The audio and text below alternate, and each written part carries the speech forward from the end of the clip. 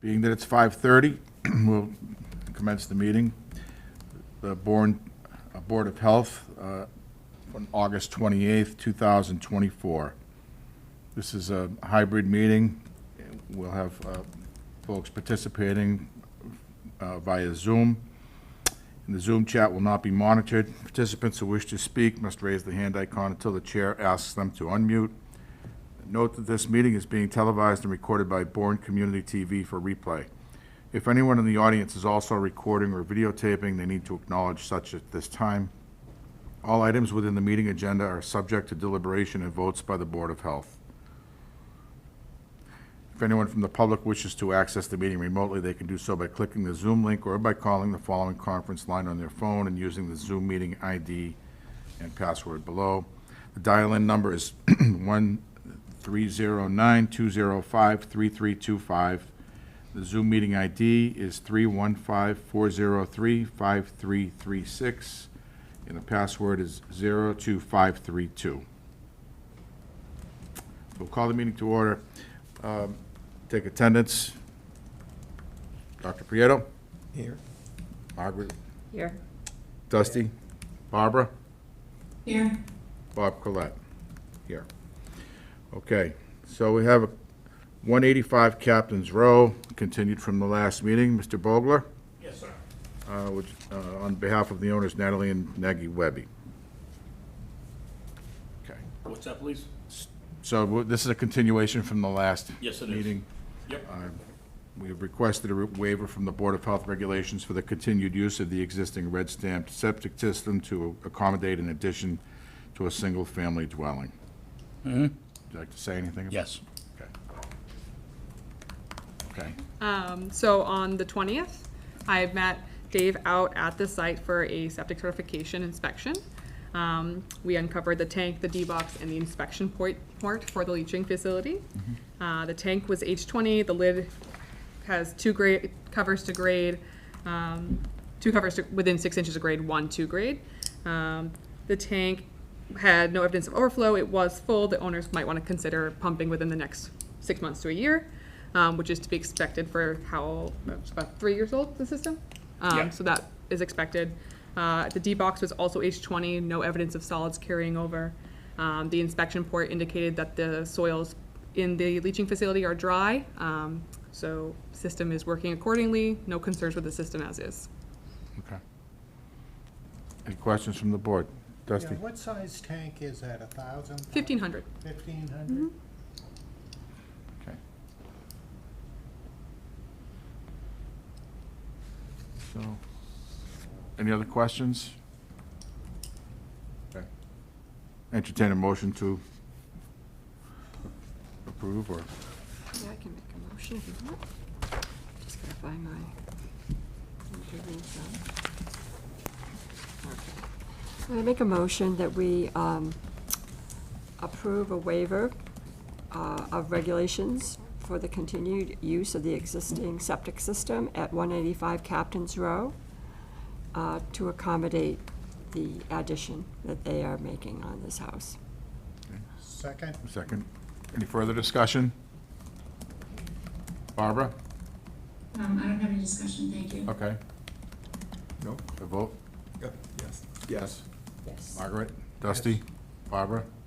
Yes, Bob, yes. Thank you, sir. All set? All Thank you, set. folks. I will sign off on that building permit tomorrow morning. Not that you can hear me. We'll be in touch. No? Yep, you're all set. Thank you. Yep. Okay, third on the agenda, we have some stable permits which have expired on June 30th, 2024, and have not yet been renewed. First of which is at 1077 County Road. Katie? Yeah, so I, just in general, give you a little background on this. So the stable permits are issued by the health department. They expire annually on June 30th.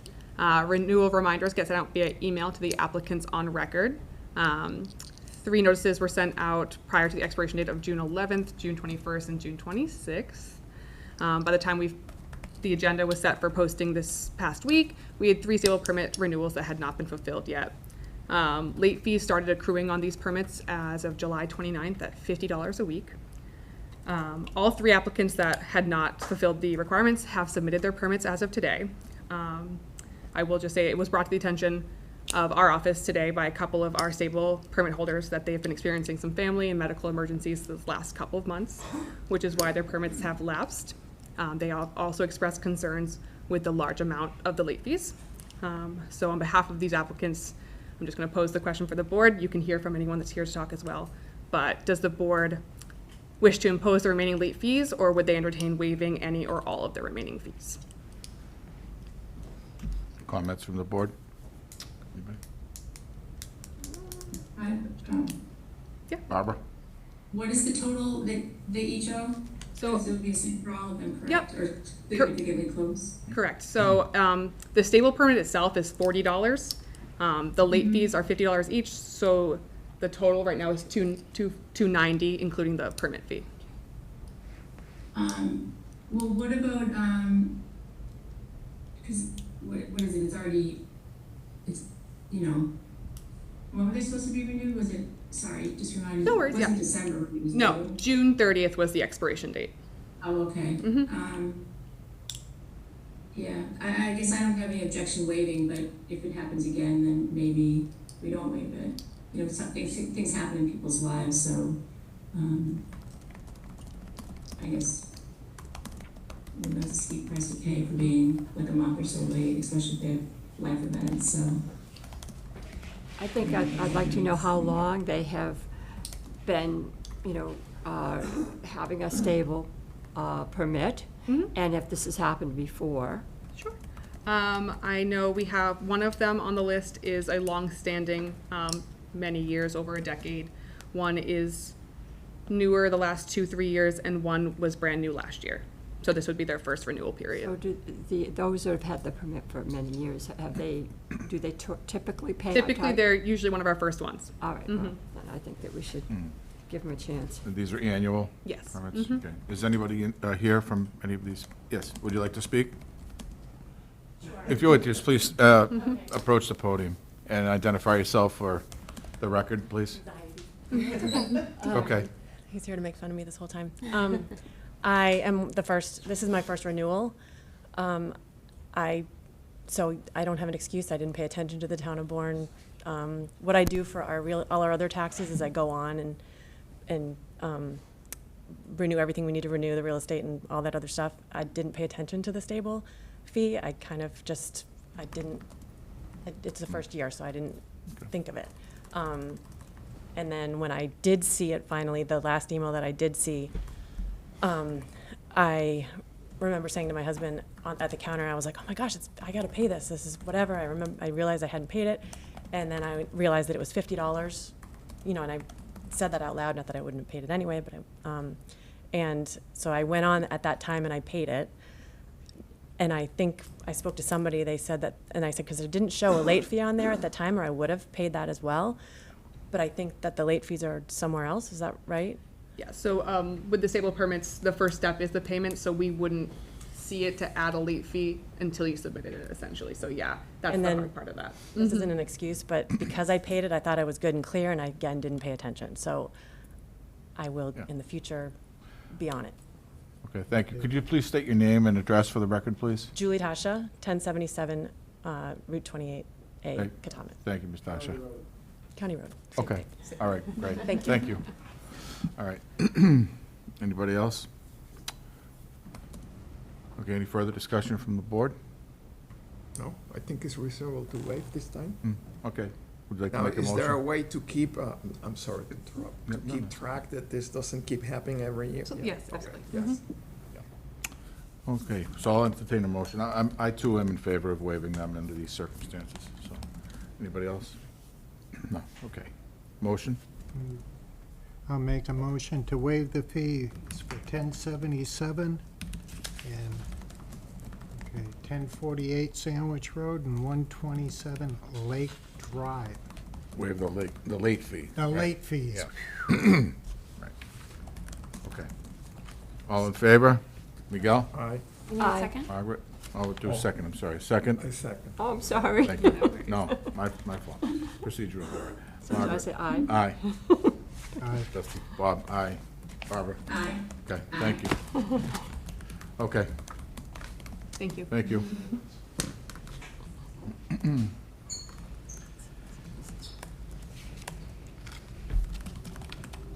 The next item on the agenda is 845 Sandwich Road. Alan Hanscom, LSP, on behalf of owner Lou Gallo of Sagamore Truck and Rail for site improvements and permitting overview. Mr. Hanscom?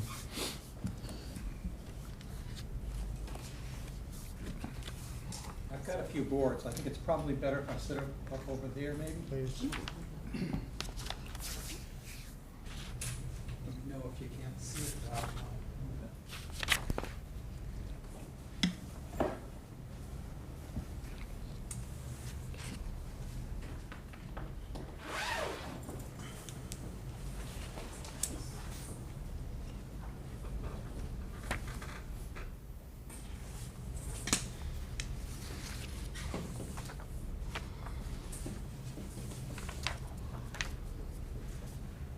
Is that good? Okay, my name is Al Hanscom. Are these the same ones that you sent us?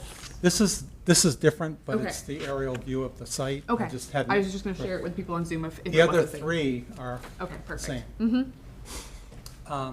My name is Al Hanscom. I'm a vice president with Power Corporation. I'm an environmental consultant working with Lou Gallo. Lou Gallo is here representing Gallo Construction and Sagamore Truck and Rail. I don't know if any of you were here back in 2010.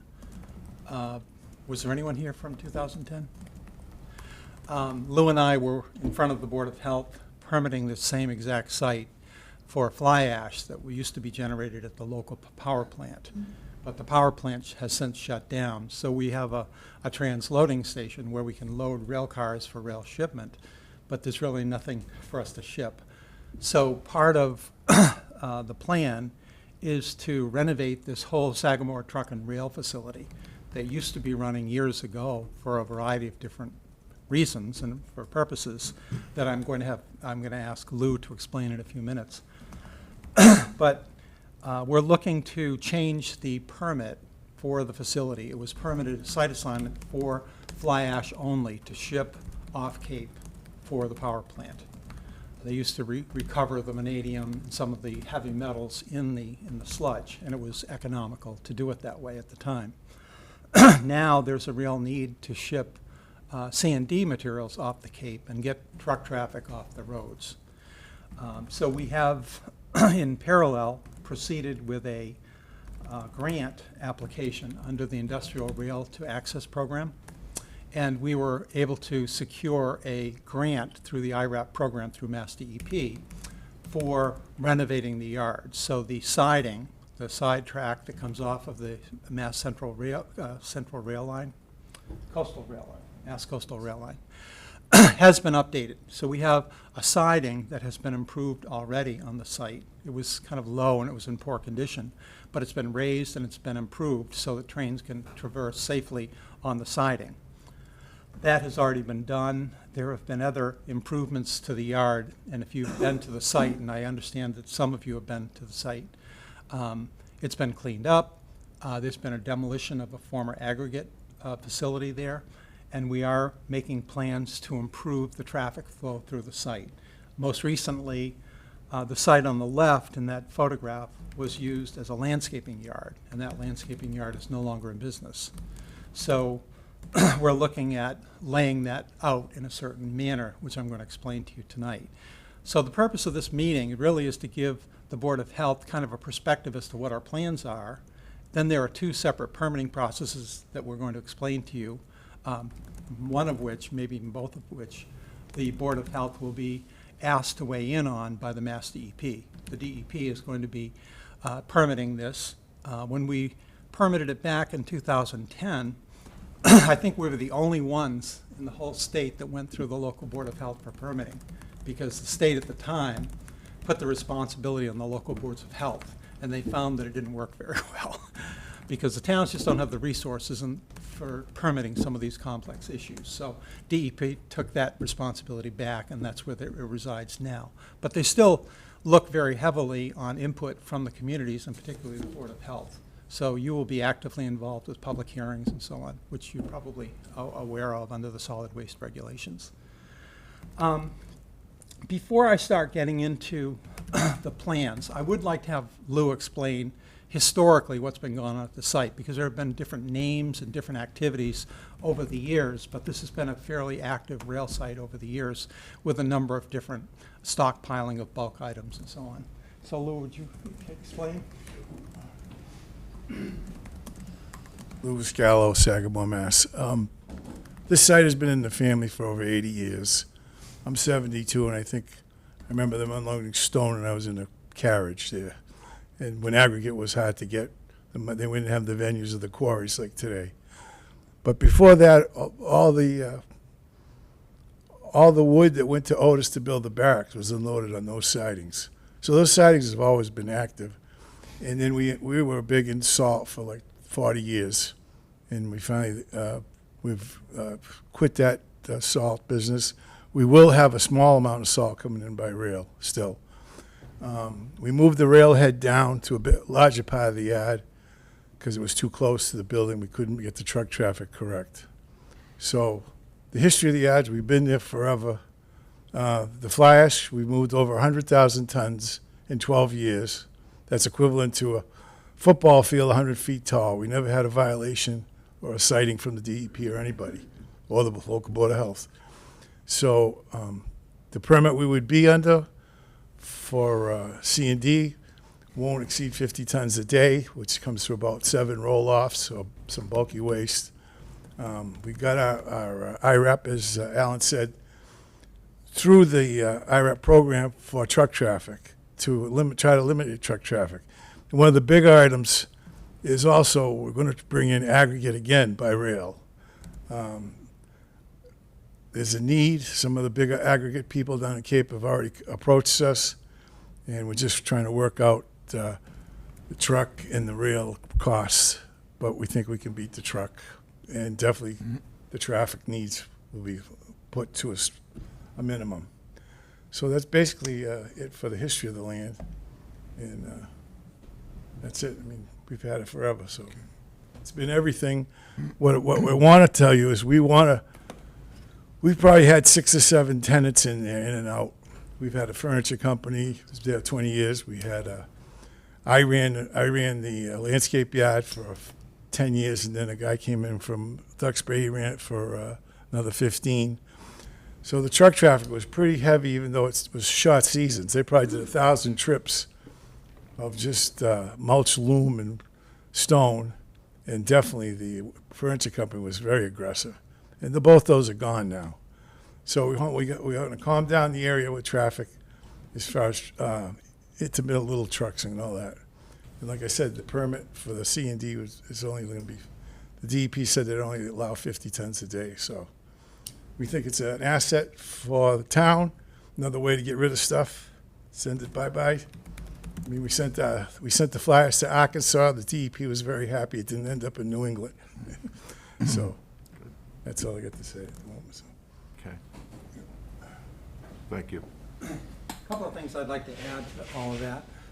All the information that we're presenting tonight will be provided as part of our permit application. So all of this information will be reiterated in that, so you'll have a chance to read it over, so you don't have to remember everything that we tell you tonight. I would like to say in our first IRAP grant, which we did receive, we estimated 1,200 trucks would be taken off the road per year with this improvement. We have also submitted a second IRAP grant application in, I think, early June, and that award is coming out either late this week or next week is what we've been told. We may get another source of funding. That IRAP grant is a 60% grant, so the project proponent, Sagamore Truck and Rail, has to come up with 40%.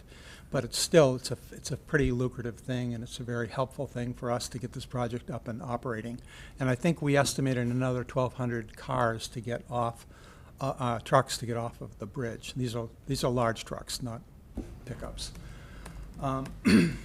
So I would like to, at this point, say, and I'm going to leave this board with you, Caitlin. Yeah. That kind of shows about 2017, I think that aerial is from, because we've done quite a few improvements since then, but this will kind of give you a baseline. And we have been soliciting truck traffic numbers from the various tenants that Lou was just talking about, because when we do our traffic impact study, we're going to be looking at a baseline condition of the operation of the landscaping yard versus what we're going to be doing. And we'll have significantly less traffic. There might be more trucks and less pickups, a lot less pickups and cars and so on.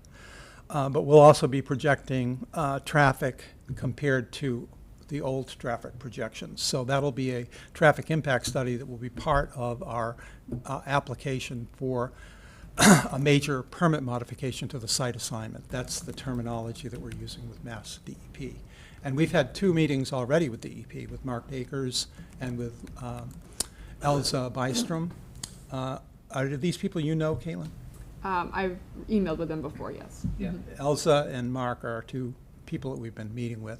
And so they know of our involvement. They know about this meeting tonight. They want us to be openly transparent about the whole process. And we told them that we're going to make a kind of an informal presentation tonight, and they thought that was positive. So the other thing I'll say, and Caitlin has our contact information, is if the board has meetings from tonight or at any point during this process, feel free to give us a ring or an email, and we'll be addressing them as we go, because we want this to be a positive thing for the community. So with that, I'm going to move to the next board.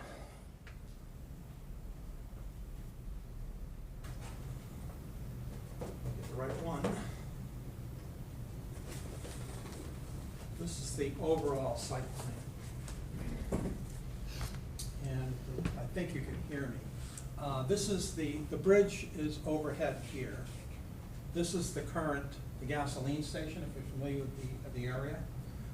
This is the transloading building where the fly ash was loaded out onto rail cars. The rail improvement project comes right along the side here, and the main line for Mass Coastal Rail is on the top.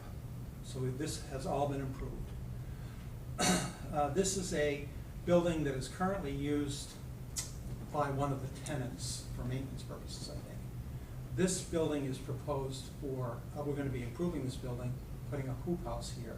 This will be for processing of the C&D materials. So it could be a shredder, it'll be a conveyor that would lift materials up to the operating floor, and then a front-end loader would be loading, dumping over the push wall into the rail cars. We can get 8 or 9 cars here, and there's another siding further down the track that will store about 41 rail cars. So we're working with Chris Pajurski, who is the president of Mass Coastal Rail, and Andrew Reardon. So we're working on the details with him, and we have numerous discussions with aggregate supply companies, both in Taunton, in West Springfield, all over, to bring the aggregate onto the Cape. And we have, as Lou said, there are several parties who are interested in purchasing stone that comes to the Cape from here and then picking up at our yard or having us deliver to them. That's one of the main things that we're looking to do. This building is proposed for processing recyclables.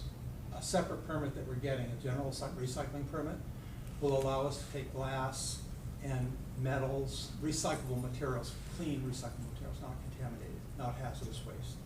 It would be recyclable materials that could be possibly compacted. Maybe I don't know what you do for your transfer station now. Do you have a compactor? Is that done? Or Sure. Yeah. So well, what I'm saying is we can take in plastic bottles, and we can compress 4,000 bottles into something about this big. Right. So we're going to be doing processing of recyclables here, processing of C&D materials here with segregation and shredding, and then taking that up to the loading floor, loading that out. These are currently used for offices. Over at the other end of the yard, we're looking at putting in a a separate weigh scale. There'll be actually an inbound and outbound weigh scale with a computer-based system that will tear the equipment coming in, so we'll be able to know what is coming in and what is going out from the yard. So that will streamline operations and keep things from backing up with queuing and so on. People will be able to come in and go out fairly quickly. Over here, the far left, it says new rail switch. This is part of our second IRAP grant application, is that we're looking for funding to help us with that switch.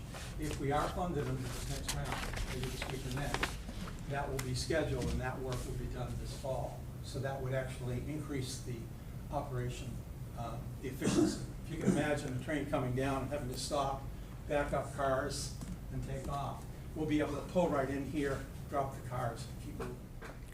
And the same way on the way back, we'll be able to pick them up much more efficiently. We also have a new electric line from Eversource that would come in from Sandwich Road. So we're looking at funding to get to the new conveyor location. There's a brand new $60,000 conveyor down there on site now. We had a new conveyor pit put in. We designed it and we installed a precast concrete conveyor pit that's underneath that rail. So the rail cars that have the aggregate or the salt will come in, there'll be an open door at the bottom. It'll drop onto the conveyor belt and then up onto either into trucks or into a jumper conveyor that will spread it around the yard. So that's also planned. These are drop-off bins in the future for people who bring on white goods and bulky items that we would then process and then ship off as part of the solid waste or recyclables, depending on what the case may be. And there's a new scale house. That scale house is new, correct? Yes. We've got a brand new scale house that was just constructed. I think it's a prefab. Mobile. Prefab trailer, but it's really nice, and that will also improve. So that's kind of an overview of the site. The C&D handling area is outlined here by this building. That will be the C&D process area that we explain in our application. I think this is a blow-up of what I just showed you, so see, it's a lot clearer here. This is the conveyor, this is the processing area with the hoop house, and this will be pretty much as it is. We'll push wall, some improvements to the building, but the rail cars will be brought in here. We'll be picking up the materials that we're going to be loading. We'll load it over the push wall into the cars and then stage the cars along the new siding. And this is the C&D processing area where the bottles and the plastic bottles, the glass, the metals, and so on will be segregated, brought in, and processed for densification. Because when you think about shipping materials off in rail cars, the denser the material, the higher the tonnage, the more money you can make, or the lower the rates would be to ship it. So.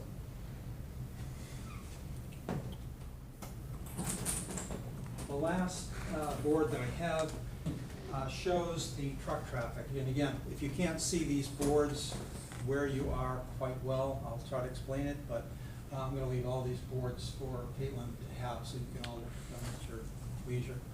The top one is for dump trailers. So a dump trailer would come in, and we show with our auto turn, we can show how the trucks would be moving around the site, backed up to either load or discharge materials over here at the conveyor.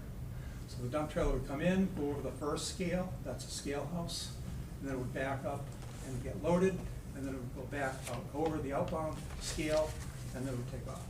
So it's a pretty slick operation. Same thing with the triaxle dump trucks. They would come in a little bit different route, but they would do the same thing and then coming back in and going back out. This conveyor would come up, and then we'll have a stacker conveyor that will then radially deposit materials here. So there'll be a great big pile of aggregate from time to time that will be there, and that will be loaded with a front end loader into the trucks as they before they exit. I think that pretty much explains what our game plan is.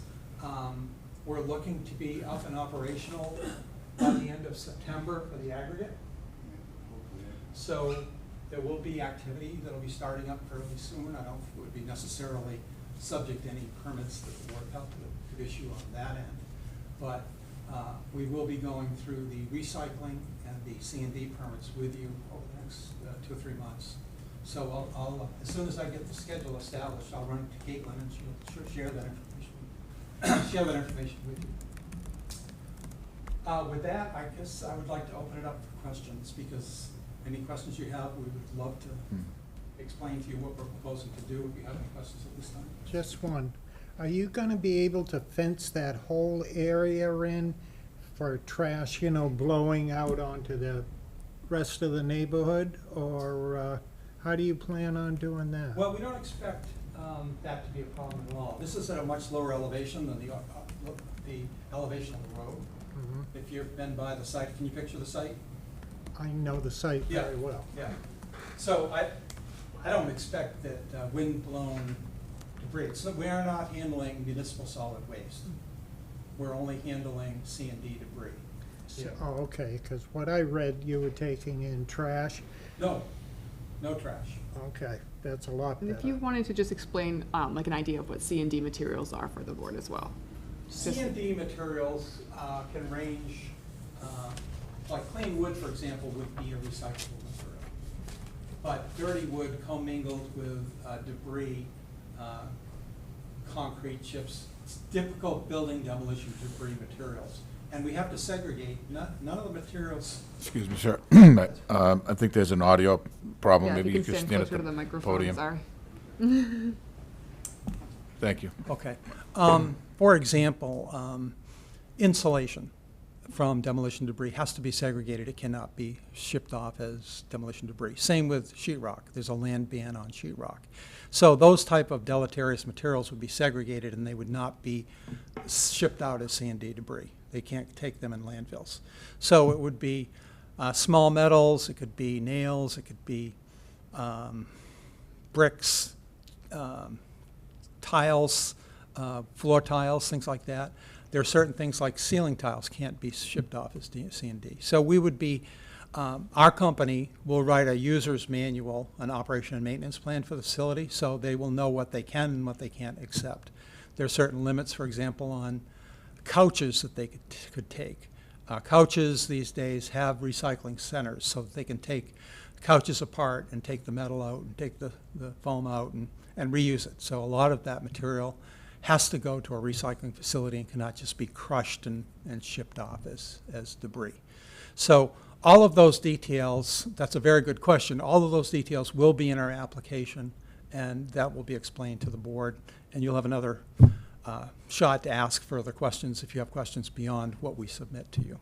Well, the thing I enjoy about that and appreciate, when they do build the bridges, none of us will be here, but it'll lessen the traffic in the construction zone near it and be a lot better.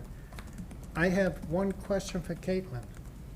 What section of this is the Board of Health responsible for? So the major modification to a site assignment, so the fact that they're now going to be going for recycling and C&D permitting, that would be what we would review after they apply through DEP and everything. Correct, so the same thing that we went through on the landfill. It's a very similar process, yeah. Except it's a much more streamlined process. Yeah. It's not nearly as So complicated. that was so many months. No, this is going to be less than 10% of the effort, I can assure you.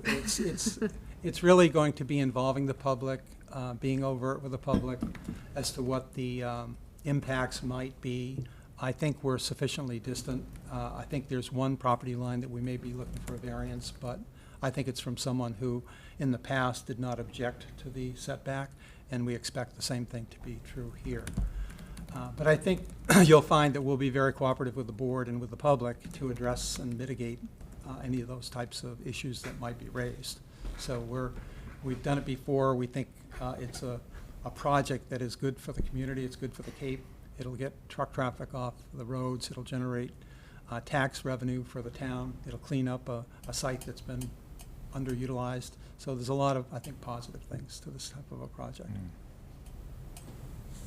Is this subject to review by the Army Corps of Engineers as well? We actually had the Army Corps of Engineers weigh in on before, and they had no objection to it. I don't think that there's anything here. We're outside of their right-of-way. There's nothing, as long as we maintain access to crossing the rail, Yeah. and there's certain signage requirements and certain things that we negotiated with the Corps before that would stay in, it actually wouldn't change from where it is right now. Yeah, okay. I was just curious, given the proximity. Well, you know, it's, yeah. anything like that would be of supreme interest to us as well. We don't want to go through all of this effort Right. and cost and then have the project fail. So we want to cross our Ts and dot our Is. Of course. Yeah. Anybody else? Anybody in the audience? Mr. Cahere, I see you in the audience. Would you like to? Thank you, Mr. Chairman. Thank you, Mr. Chairman, members of the board. Very quickly, I just wanted to say a few things. For the record, my name's Tom Kerr. I've lived in Bourne my whole life. As a matter of fact, I'm about the same age as Louis, and I've watched Skeller Construction my entire life and all the good things that they've done over there, the great business that Louis and his family has run. And in my previous life, I was the state representative from the Bourne and the Upper Cape for 14 years. Then I became the deputy secretary of rail in Massachusetts, and at that time is when I think Louis was first going after railing out the fly ash. I wasn't involved in any permitting, but I went to the site, looked at it, and when Louis does anything down there, he likes to let us know what's going on. Right after he received this grant, he told me about this effort. So I wanted to just speak to the successful businessman he's been and the good that he's brought to the town of Bourne, not only employing people, but tax revenue and all the things that have been mentioned. And of course, C&D on Cape Cod, getting off the Cape is important. So I just wanted to be strongly in support of any permitting that's done by the Board of Health, and I appreciate your willingness to let me speak. Thank you. Sure. Thank you.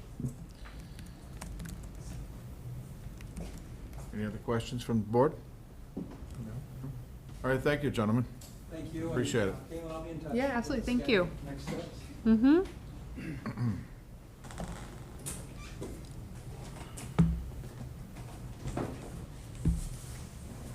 Okay, next agenda item is public comment on non-agenda items.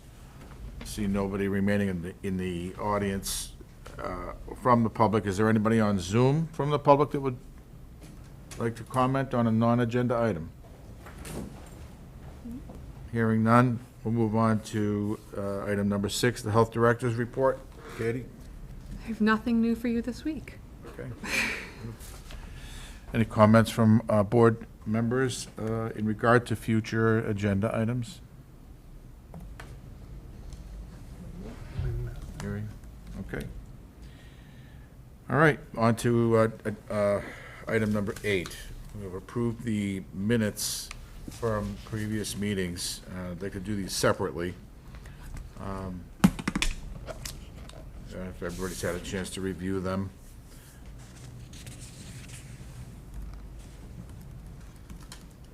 But when you have this, it will entertain a motion to approve the meetings from July, the minutes from the July 10th meeting.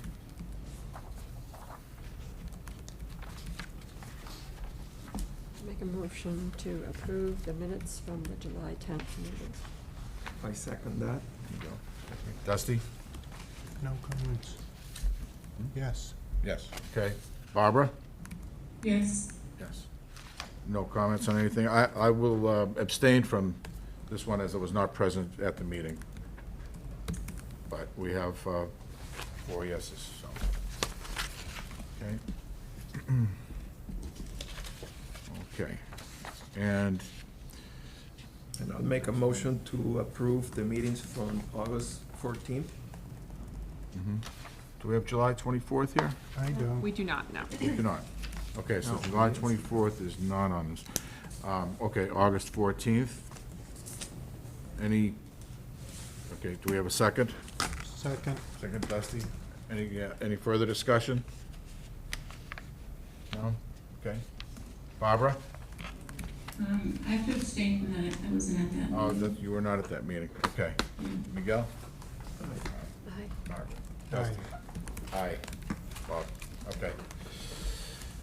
All right. Last but not least. No. I don't want to go home. All right. And entertain a motion to adjourn. Make a motion to adjourn? I second it. Miguel, aye. Barbara? Aye. Bob, aye. Thanks, guys.